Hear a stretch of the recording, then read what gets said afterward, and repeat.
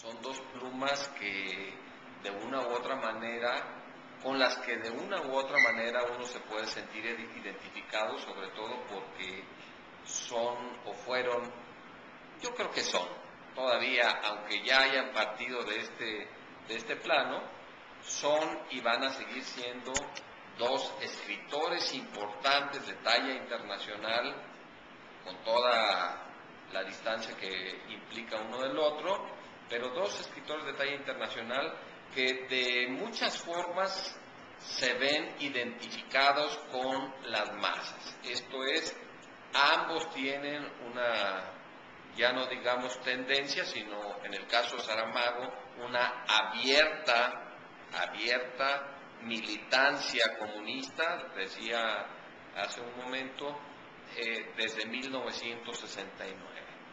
Y estamos hablando de una militancia comunista no común y corriente, porque aquí en México hay muchos que se dicen comunistas. Ya cualquier comunista. En aquel tiempo, en el 69, el Partido Comunista estaba proscrito en Portugal, era clandestino, y sin embargo Saramago fue y se inscribió, se registró, y a partir de esa Portugal fecha, de la ultraderecha junto con España, ¿no? Así es, o sea, en el tiempo precisamente. Sí, en el pleno apogeo de las ultras, ¿no? Así es. Y eso, sin duda alguna, que le da un valor, para mí implica un compromiso. Implica algo de lo que mencionaba quien nos hizo el favor de escribir y de lo que mencionaba el propio Carlos Monsiváis. Casi en todas las entrevistas encontraba la forma de sacar esa palabrita que tanto nos rebota a diario, en la cual todavía no, en muchas ocasiones no aterrizamos, que tiene que ver con la conciencia, ¿no? Con la conciencia. ¿Cómo puede una persona tener conciencia? Bueno, pues primeramente tiene que conocerse. Segundo, tiene que reconocer, esto es, realizar un análisis para reconocer la situación. Y tercero, igual de importante, o si no es que más, es que tiene que buscar la forma de cambiar. Entonces, para tener conciencia, hay que tener esos tres elementos mínimos, ¿no? Ahora, ¿cuántos pudieran decir el día de hoy que tienen conciencia de algo, de lo que tú quieras? Yo creo que en el plano de los periodistas se puede decir que hay mucha conciencia, lo que no implica necesariamente que haya, que deje de haber un contrasentido. Esto es, con la conciencia debiera de dar como resultado una congruencia, y esa no necesariamente la vemos en los periodistas, y mucho menos en los escritores conocidos, ¿no? Porque, por ejemplo, en el caso de Monsiváis, se le conoció desde siempre en su misma morada, en la casa de la colonia Portales, llena de gatos, por cierto, ¿no? Una casa modesta que luego poco a poco fue siendo arreglada, fue siendo, podemos decir, equipada de acuerdo a lo que un intelectual está acostumbrado, ¿no? ¿Y esto qué quiere decir? Pues montones de libros, de documentos que a esos personajes les llegan a diario con el ánimo de estarlos alimentando, y que seguramente no les alcanza el tiempo para ver todo, para registrar todo. En el caso de Saramago, bueno, desde ya por lo menos 15 años también decidió un autoexilio de Portugal, en donde, aunque ya no gobierna o no gobernaba la extrema derecha, Saramago se metió a temas que generalmente los otros escritores no habían hecho. ¿Cuáles son esos temas? Pues los temas de la religión, y particularmente de la religión católica, y yo iría más allá. que es una parte que tiene toda la congruencia con el caso de su creencia en la no existencia de Dios. Y eso tiene que ver con el comunismo, ¿no?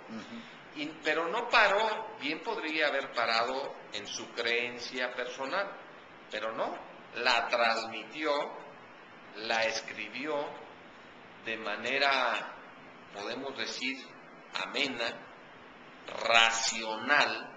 Yo no sé, no es inteligente, no quiere decir necesariamente que yo coincida con él, ¿no? Pero tampoco ante lo que lees, pues por lo menos te despierta a poder establecer un criterio, ¿no? Que además para eso son los libros, y para eso son los documentos, y los discursos y las formas de pensar, ¿no? Sí, que de hecho una de sus frases más conocidas, que es inclusive es de esas frases que están así como hasta en tarjetitas, estoy hablando de Saramago desde luego, cuando dice que este mundo es el de los pesimistas, porque para los optimistas todo está bien, ¿no? Entonces, por eso él decía, yo siempre voy a ser un pesimista, ¿no? O sea, pero dentro de eso mismo, ambos, cada quien en su estilo y cada quien en su forma, yo diría dos cosas. Uno, por ejemplo, a Monsiváis estuvo muy integrado a los medios de comunicación. Totalmente. O sea, no fue un intelectual renuente a los medios de comunicación, ni tampoco era exigente para cuestiones, por ejemplo, de pagos. Era hasta cierto punto un cuate muy fácil de entrevistar, cosa que era imposible, por ejemplo, con Octavio Paz, ¿no? Y mucho menos con Carlos Fuentes y con todos esos personajes, ¿no? O sea, él no entraba en ese limbo. Y por el lado de Saramago, era el clásico escritor que fue congruente con su vida. Así es. ¿No? Que no defendía una ideología y pues vivía como rey, ¿no? Aunque sí, digo, a final de cuentas ya económicamente le fue bien, pero nunca dejó de ser el Saramago, ¿no? El humano. A mí me encanta de Saramago lo humano que es. Sí. Lo humano, y quiero subrayarlo, con todos los defectos que un ser humano tiene, o que todos los seres humanos tenemos. Y ahí podría decir, en pro de su comunismo, hay muchos, escritores o no, muchos comunistas, que en pro de su enajenación ideológica, pasan por alto situaciones que son verdaderamente terribles.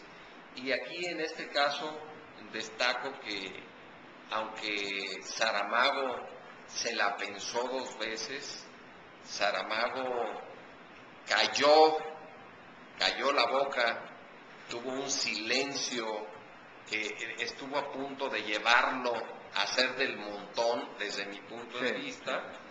Recapacitó y luego de aquellos 12 encarcelados en Cuba, de los cuales 3 fueron enjuiciados en juicio sumario y fueron ejecutados ahí mismo, me encantó la